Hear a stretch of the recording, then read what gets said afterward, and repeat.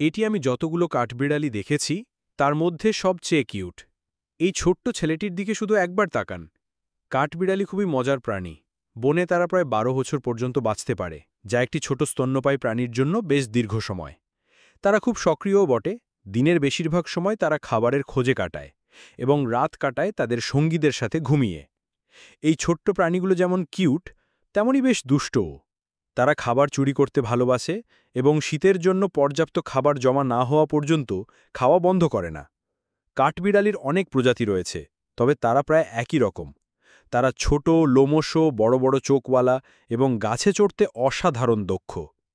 কাঠবিড়ালি পৃথিবীর প্রায় সব জায়গায় পাওয়া যায়, তবে উত্তর আমেরিকা ও ইউরোপে সবচেয়ে বেশি দেখা যায়।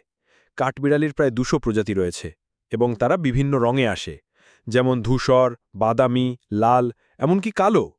তাই পরের বার যখন আপনি কোনো কাঠবিড়ালি দেখবেন, তখন একবার তার সৌন্দর্য উপভোগ করুন আর বেশি বেশি প্রকৃতির ভিডিওর জন্য ফলো করতে ভুলবেন না।